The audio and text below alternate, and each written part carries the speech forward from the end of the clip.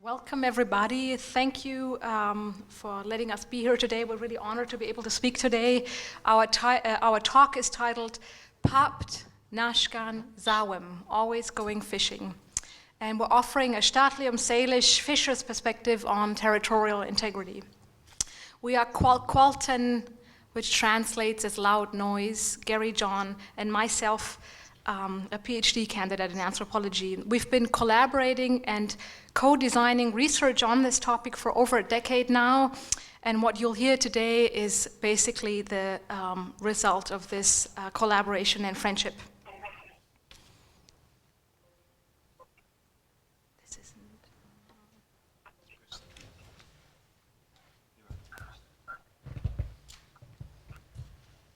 So today we'd like to give you a short overview of territorial integrity, particularly from the perspective of those who rely on fish and healthy waters. And territorial integrity for the Staatlium includes sovereignty over all lands and resources in the traditional territory and access to key harvesting and protected sites as chiefly defined by the Staatlium communities. And this includes shared and co-governed areas with other neighbors such as the Silcotin or the Secwepemc, which is also decided internally. It involves the ability to read the land and speak the Staatlium language in a way that connects to and from the land. And this is, as in Catherine Scott's example, an ideal scenario. There aren't many fluent speakers left, and the language needs to be relearned for the young people and everybody else who doesn't speak it. It means maintaining ama ta shwa, a good quality of life, and living on a 100-mile diet of country food, just grown, hunted, fished, gathered, or traded within this home area. It means being able to share what we call within a persistent commons model. In the following slides, we'll give you a few strategies, key strategies that are being employed, such as the 7 sacred laws of the land and the 5-point governance model, or the land use plan, and the use of older ethnographic materials for language revitalization purposes. And we will also reflect on a couple of examples to revitalize winter fishing and the first fish ceremony. And next is Garry. And we've got the territory, the declaration, and the picture of the territory. Well, good afternoon, everyone, and thank you for the opportunity to I'm really glad to be able to pipe in by long distance.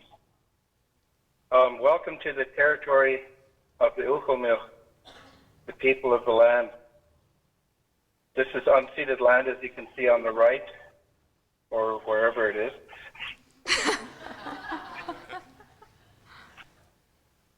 The Staatlium nation Staatlium is self-defining. The Staatlium are the original inhabitants of the territory, which extends north to Churn Creek on the Fraser, south to French Bar, northwest to the headwaters of Bridge River, north and east toward Hat Creek Valley, east to the Big Slide, south to the island on Harrison Lake, and west to the Fraser River to the headwaters of Little River, Ryan River, and Blacktop.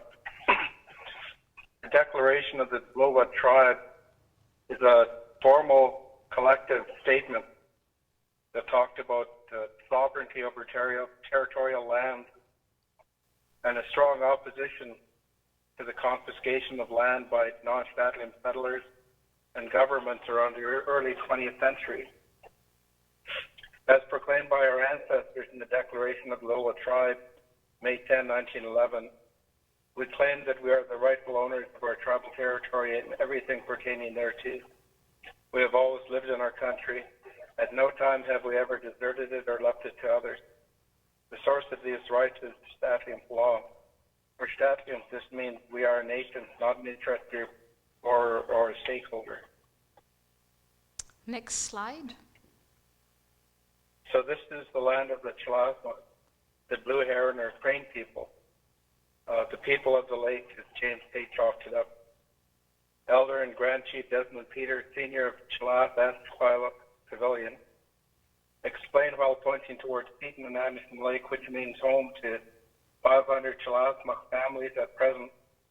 The heron Desmond mentioned relies on the water, the fish, the air, the forest, and the practical stewardship and knowledge of the land to live well.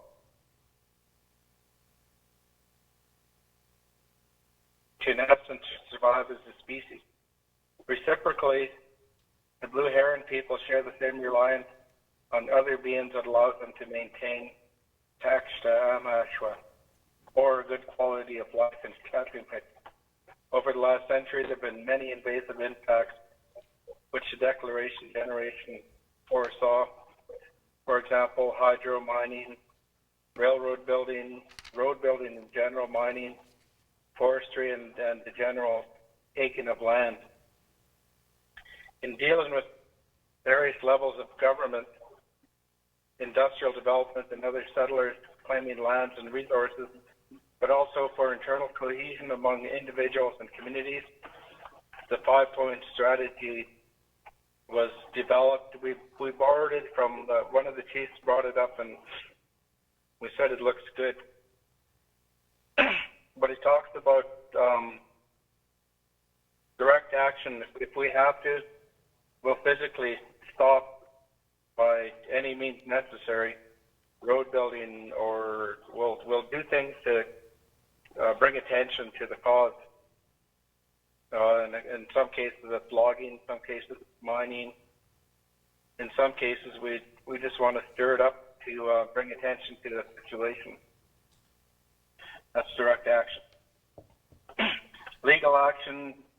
It's very important to know your legal argument, because direct action is going to bring you to court, or if you do decide to go to court, you have to have a really good, clear position before you go into court.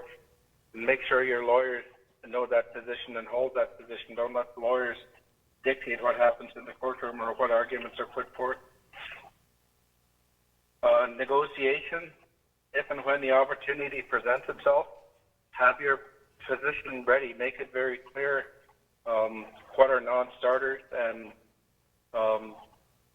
the opportunity may present itself, it may not. Communication, it's really important to get a clear message out on all fronts. Or unfortunately, or the media is made to write its own story. We think it's important to do op-eds to try and inform public opinion and even sway public opinion. And if you're going to be in conflict or contact with the police, have a good open line of communication, so there's no midnight raid or dawn raid, and so you know who you're talking to on the other end of the phone. And finally, we can't forget that we're not in this situation alone, so we have to remember why we're doing this. And we've adopted prayer and ceremony as the all-important spiritual aspect of this situation. Next slide, Garry. Are you done with the 5th? Yes. The land use plan translates the Statland vision and principles into concrete management direction on the ground in Statland. The preliminary draft land use plan is an interim product subject to an ongoing community process. It is based on respect for Statland cultural traditions, using the ways in Clackman, the laws in Huckman, and standards of our people as passed down through the generations. On respect for the land, putting the health of the water, the air, the plants, the animals, and the land itself before all else. It's under Statland authority, letting our people decide collectively how the land and resources of the territory will be managed, and serves the Statland communities, recognizing that resources continue to provide sustenance in old and new ways to all our people. It has environmentally sensitive areas or no-go zones, grizzly protection areas, fish protection, deer, habitat protection. We also have a tribal code that's been developed. It's a set of written rules and principles that govern political decision-making and act as a guideline for how the Statland will function. Thank you, Garry. I'll move to the 7th slide. As you can see, the tribal code is fully bilingual and outlines the Nklakman.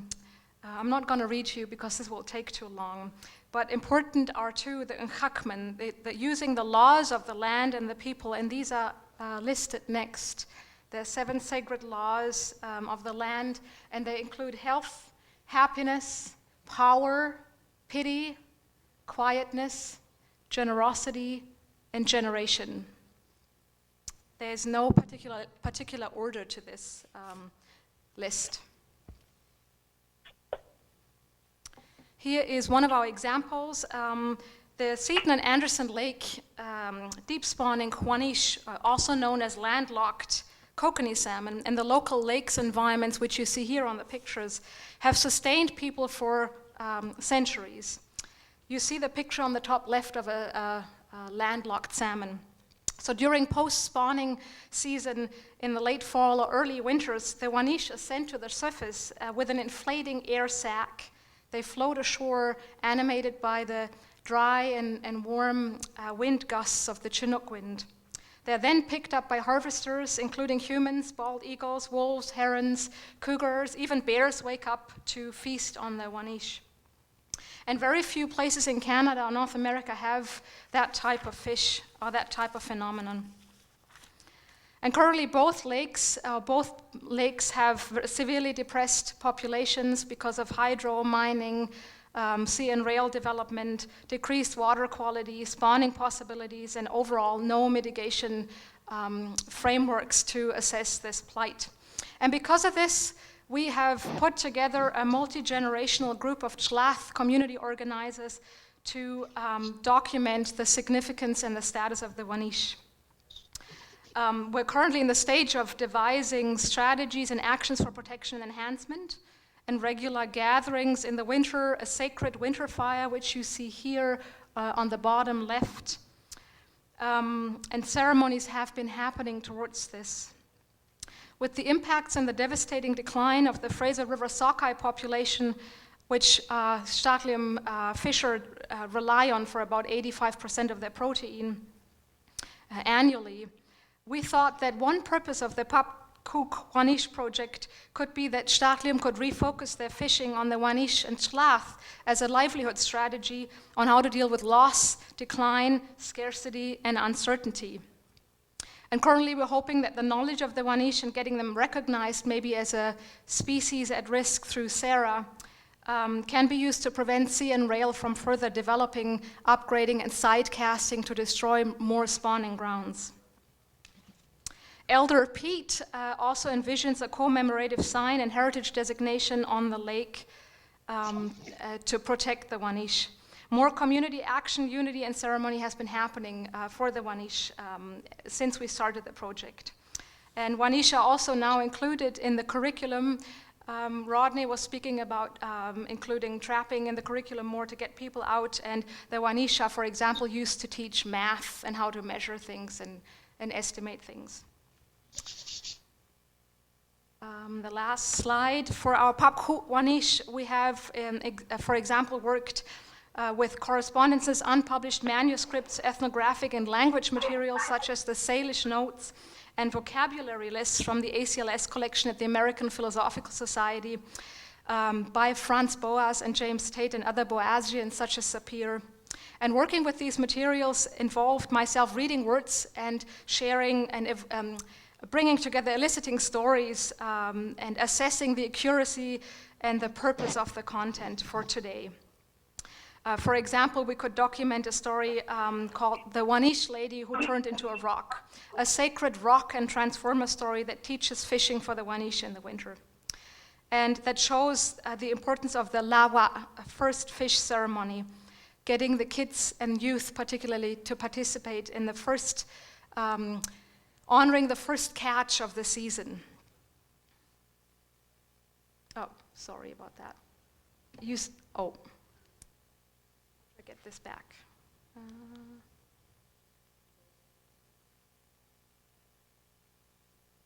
You see the sacred, oh bloody hell. Sorry about that. You see the picture of the ceremony and gathering around the sacred fire in the middle here. And that's us, Kukstum Kalap.